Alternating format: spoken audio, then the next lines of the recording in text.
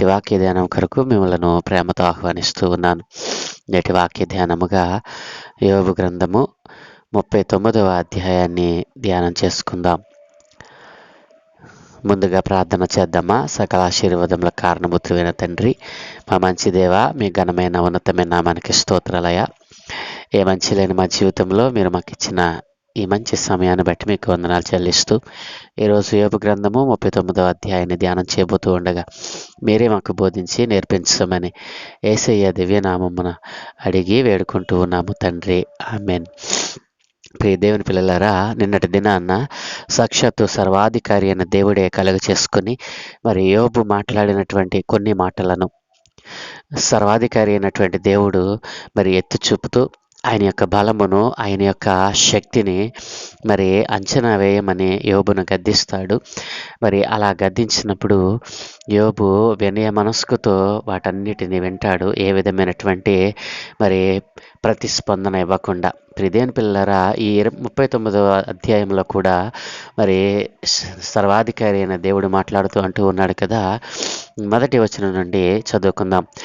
అడవిలోని కొండ మేకలు ఈను కాలము నీకు తెలియనా? లేళ్ళు పిల్లలు వేయు కాలమును నీవు గ్రహింపగలవా? అవి మోయు మాసములను నీవు లెక్క పెట్టగలవా? అవి ఈను కాలము ఎరుగుదువా? అవి వంగి తమ పిల్లలను కనును, తమ పిల్లలను వేయును. వాటి పిల్లలు పుష్టి కలిగి ఎడారిలో పెరుగును. అవి తల్లులను విడిచిపోయి వాటి యొద్దకు తిరిగి రావు.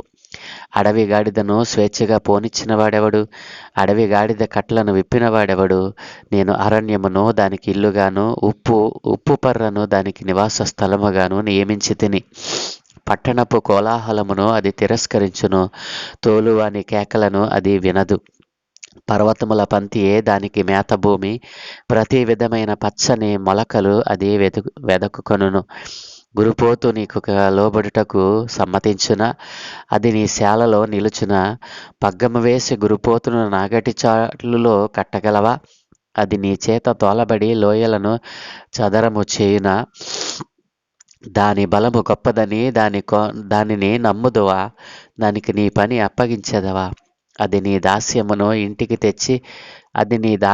ఇంటికి తెచ్చి నీ కళ్ళ ముందున్న ధాన్యమును కూర్చునని నీవు దానిని నమ్ముదువా? నిప్పుకోడి సంతోషము చేత రెక్కలను ఆడించును. రెక్కలను వెంట్రుకలను దానికున్నందున అది వాత్సల్యము కలదిగా ఉన్నదా? లేదు సుమి. అది నేలను దాని గుడ్లను పెట్టును, ధూళిలో వాటిని కాచును.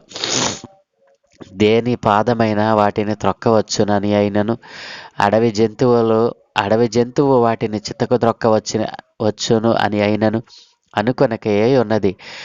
తన పిల్లలు తనవి కానట్టు వాటి ఎడల అదే కాఠిన్యము చూపును. దాని కష్టము వ్యర్థమైనను దానికి చింత లేదు. దేవుడు దానిని తెలివిలేని దానిగా చేశాను. ఆయన దానికి వివేచన శక్తి అనుగ్రహించి ఉండలేదు. అది లేచినప్పుడు గుర్రమును దాని రౌతును తిరస్కరించును. గుర్రమునకు నీవు బలమునిచ్చితివా? జూలు వెంట్రుకలతో దాని మెడను కప్పితివా? మిడత వల్లే అది గంతులు వేయినట్లు చేయుదువా? దాని నాసికారంధ్రము ధ్వని భీకరము.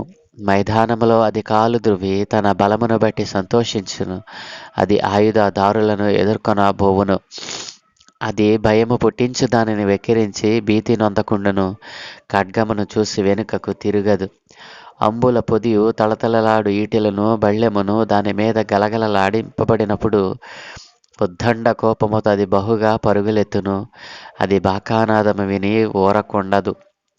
బాకానాదము వినబడినప్పుడెల్లా అది ఆహా ఆహా అనుకొని దూరము నుండి యుద్ధవాసన తెలుసుకొనును. సేనాధిపతుల ఆర్భాటమును, యుద్ధ ఘోషను వినును. డేగ నీ జ్ఞానము చేతనే ఎగురునా? అది నీ ఆజ్ఞ వలననే తన రెక్కలు దక్షిణ దిక్కునకు చాచున. పక్షిరాజు నీ ఆజ్ఞకు లోబడి ఆకాశ వీధికెక్కున. తన గూడు ఎత్తైన చోటను కట్టుకొనునా?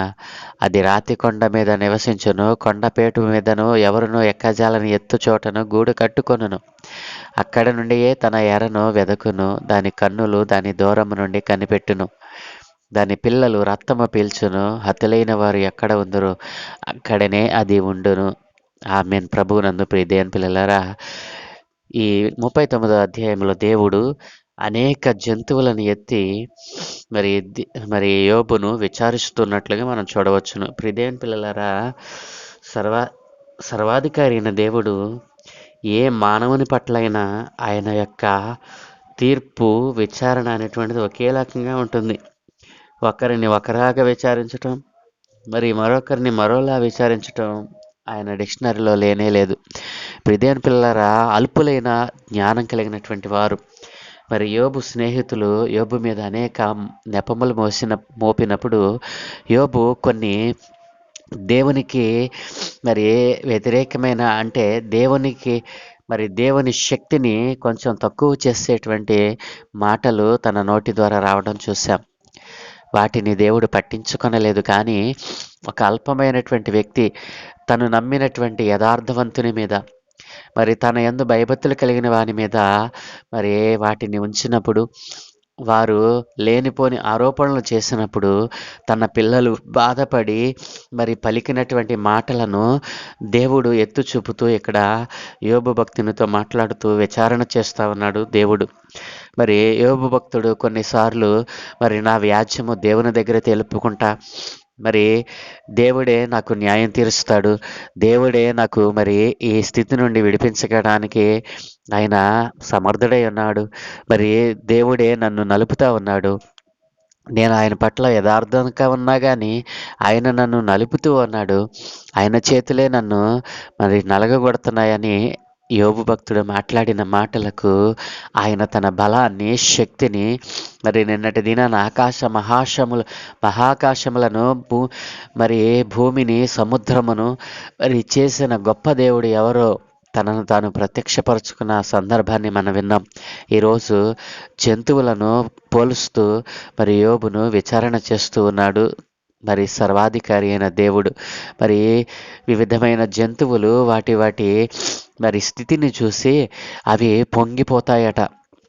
అయితే మానవులకు ఇచ్చినట్లుగా వాటికి ఏ విధమైనటువంటి వివేచన శక్తిని కానీ జ్ఞానముని కానీ నేను ఇవ్వలేదు. మరి అవి నాకు లోబడుతూ ఉన్నప్పుడు, అవి మరి వాటికి కావలసిన వాటికి నన్ను అడుగుతున్నప్పుడు, నీకు జ్ఞానమును, వివేచన శక్తిని ఇస్తే నీవేమి చేశావు?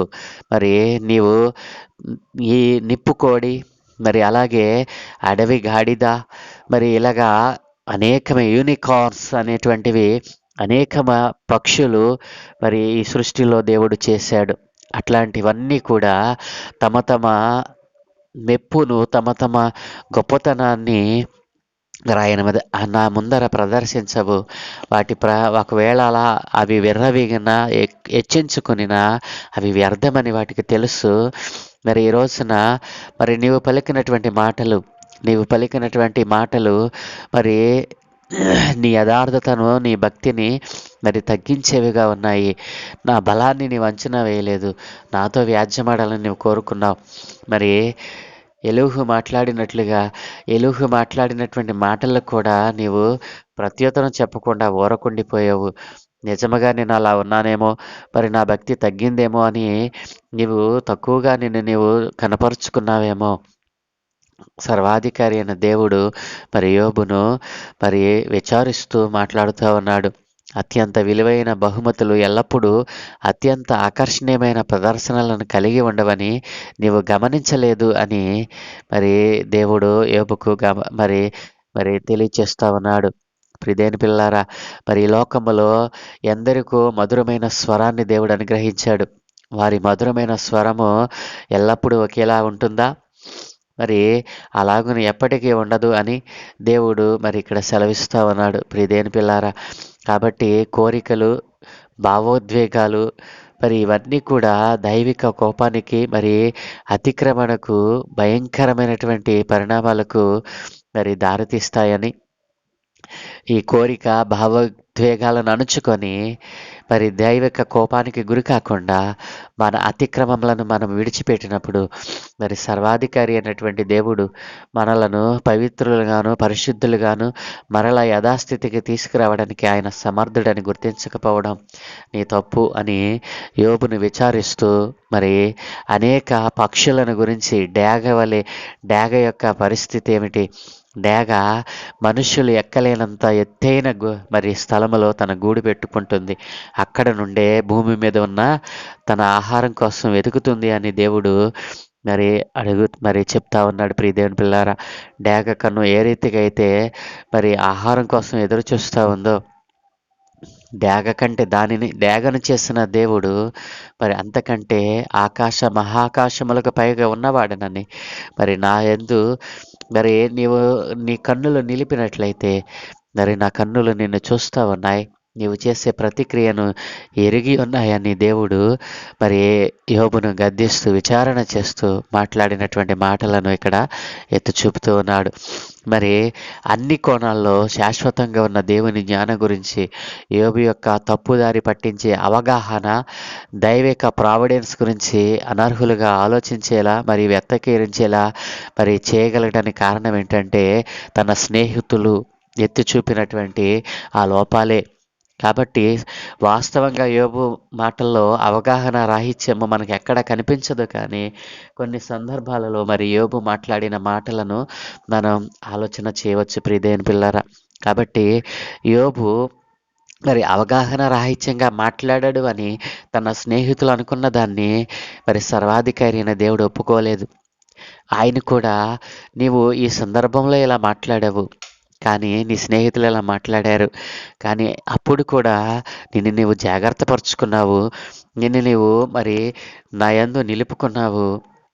అయితే మరి నీకు కొన్ని విషయాలు కొంత అనుభవ రాహిత్యముగా, అవగాహన రాహిత్యముగా నీవు మాట్లాడవని వారు అనుకున్నారు. కాబట్టి దాన్ని సరిచేయడానికి సర్వాధికారి అయిన దేవుడు మరి వారు మాట్లాడినట్లుగా కాకుండా తన యందు యథార్థత భక్తి కలిగిన తన కుమారుని పట్ల మరి ఆయన ఎంతో విశ్వాస్యతను కలిగిన వాడే, తన కుమారుని పట్ల తన నమ్మకత్వాన్ని కలిగిన వాడే మరి మాట్లాడినట్లే ఇక్కడ మనం చూడవచ్చును.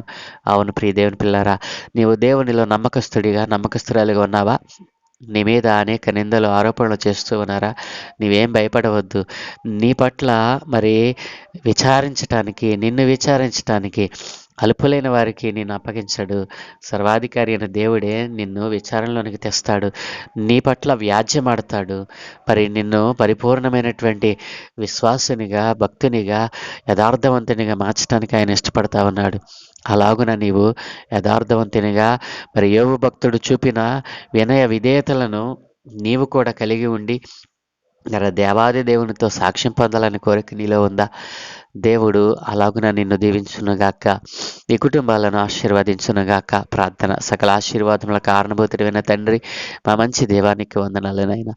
ఇదిగో నైనా అల్ప జ్ఞానము కలిగిన వారు నీ భక్తుని మీద, నీ కుమారుని మీద నిందలు వేస్తే నైనా వాటిని నివేత్తు చూపుతూ నీ కుమారుని గద్దించే రీతిగా మమ్మలను కూడా గద్దించమని, ఇదిగో అవగాహన లేమితో నీవు కొన్ని సందర్భాల్లో మాట్లాడేవి యోబు, మరి వాటిని సరిచేసుకో.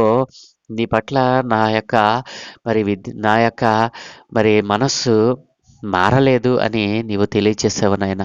నీ భక్తుని పట్ల నీకున్న విశ్వాస్యతను, నీ భక్తుని పట్ల నీకున్న నమ్మకాన్ని బట్టి నీకు వందనాలు చెల్లిస్తావు నాయన. అలాగుననే భక్తి పరులం అనుకొని ఈ లోకంలో నాయన వ్యర్థముగా బ్రతుకుతున్న వారు అనేక మంది ఈ లోకంలో ఉన్నారు. నీ పిల్లలుగా చెప్పుకొని, నీ పిల్లలుగా పిలువబడుతూ మరి ఈ లోకాన్ని ఈ లోకములో ఉన్న దానిని ప్రేమిస్తూ నీకు దూరమైపోతున్న వారు కూడా లేకపోలేదు నాయన. అట్లాంటి వారందరినీ మీ చేతులకు అప్పగిస్తూ, సర్వమును మీకు అనుగ్రహిస్తూ సర్వమును మీ చేతుల నీడలో నడిపింపబడతాడు. సర్వ సృష్టి మీ మాట ద్వారా చేయబడిందని, మీరు సజీవుడివైన దేవుడు అని, మాట్లాడే దేవుడు అని, పిలిస్తే పలికే దేవుడు అని ఈ లోకమంతా తెలుసుకుని అందరూ అంతటను మారు మనసు పొందడానికి సహాయం దయచేయమని, అందరూ యథార్థత కలిగిన వారే బ్రతకడానికి కృప చూపమని, ఈ దినము మేము చేయ పనులన్నిటి మీద మీ కనుదృష్టి ఉంచి మీ దూతల కాపుతలు అనుగ్రహించి మీరే మహిం పొందుకోమని యేసయ్య దివ్యనామమున ప్రార్థించి వేడుకుంటూ ఉన్నాము తండ్రి. ఆమేన్, ఆమేన్, ఆమేన్.